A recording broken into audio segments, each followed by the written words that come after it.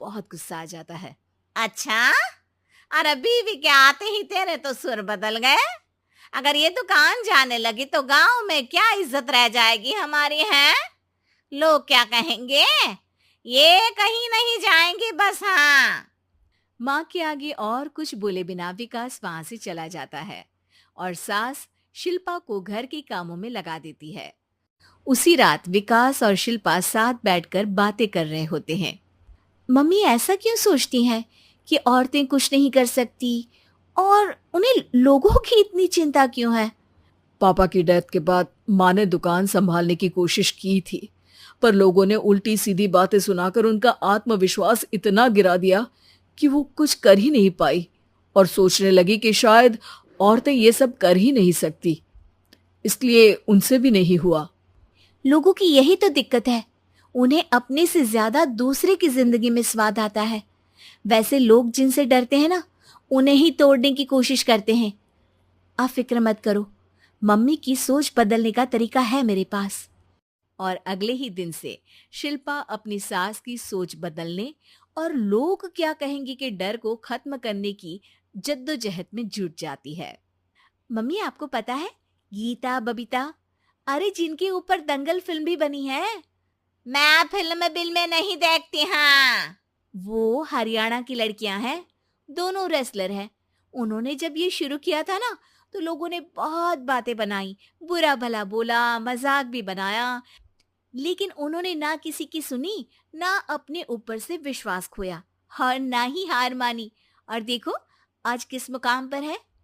अरे तो ये सब मुझे क्यों सुना रही है? हाँ। नहीं नहीं, बस ऐसे ही, हमें अपने आसपास की खबरें तो रखनी चाहिए ना। ऐसा कहकर शिल्पा अपनी सास को सोच में डालकर वहां से चली जाती है। अब शिल्पा हर दिन दुनिया के अगेंस्ट अपनी हिम्मत से सक्सेसफुल बनने वाली लड़कियों की कहानी अपनी सास को सुनाने लगती है। इसी तरह कुछ समय बीत जाता है। और माँ, आजकल बहुत चुप चुप रहती हो, सब ठीक तो है ना? बस कुछ सोचती रहती हैं, इसीलिए ज्यादा बोल नहीं पाती। ऐसा क्यों हुआ माँ, कोई दिक्कत है क्या? अरे तेरी पत्नी ही दिक्कत है? मैंने क्या किया? अरे रोज मुझे कुछ समझाने के मकसद से एक नई कहानी सुनाती है, पर खुद नहीं जानती कि मुझे सब पहले से पता है। हाँ। तो फिर दिक्कत क्या है माँ? लोग क्या कहेंगे? अरे उनका तो काम ही है कुछ ना कुछ कहना। आप ये सोचो कि उन्हें नजरअंदाज करके हम साथ मिलकर किस ऊंचाई पर पहुंच सकते हैं। बेटे और बहू की बातों से सोच में पड़ी माँ वहां से चली जाती है। अगली सुबह सबसे पहले तैयार सास आवाज लगाकर बेटे और बहू को बुलाने लगती है। अरे कहाँ सोते पड़े हो दोनों? किसी को घर में कोई काम नहीं है क्या? हाँ। सास की आवाज सुन शिल्पा भागती हुई कमरे से बाहर निकल आती है, जिसके पीछे विकास भी बाहर आ जाता है। मम्मी, आप इतनी सुबह तैयार होकर कहाँ जा रही हैं? अरे किसी नई शुरुआत से पहले भगवान का आशीर्वाद बनता है या नहीं? मैं सीधा दुकान जाऊंगी, तुम काम निपटा कर आ जाना है। सास की बात सुन शिल्पा और विकास खुशी से फूले नहीं समाते। ये हुई ना मेरी माँ वाली बात।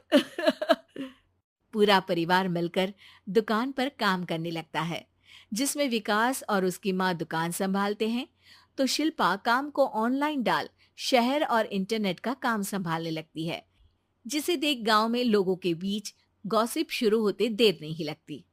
और अब क्या विकास भाई, अकेले काम संभल नहीं रहा था तो नौकर रख लेते, और तो को यहाँ लाने की क्या जरूरत थी? इन्हें घर में जो काम बोलो वो तो सही से करती नहीं, यहाँ आकर तो तुम्हें डुबा ही देंगी। अरे भाई साहब, अगर आपके घर की औरतें सही से काम नहीं करती ना, तो हमें उससे कोई लेना देना नहीं। यहाँ आपकी पंचायत के लिए किसी के पास समय नहीं है। हाँ। करारा जवाब सुन बातें सुनाने आए लोग मुंह लचकाए उल्टे पैर वापस चले जाते हैं। वाह मम्मी, ये तो अब दोबारा कभी भूल कर भी यहाँ नहीं आएंगे। I am so proud of you. अरे बहुत हुआ, हाँ काम पर लगो चलो। तीनों आपस में काम बांटकर अपने अपने काम पर लग जाते हैं। इसी तरह दिन दिनों के साथ महीने बीतते हैं।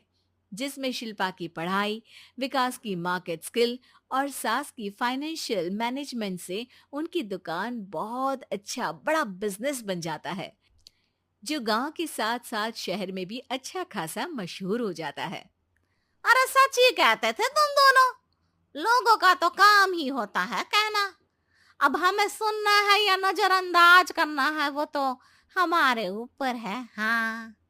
आपकी शुरुआत में गालियां और आसमान छूने पर तालियां, ऐसे लोगों का तो काम ही है पलटना।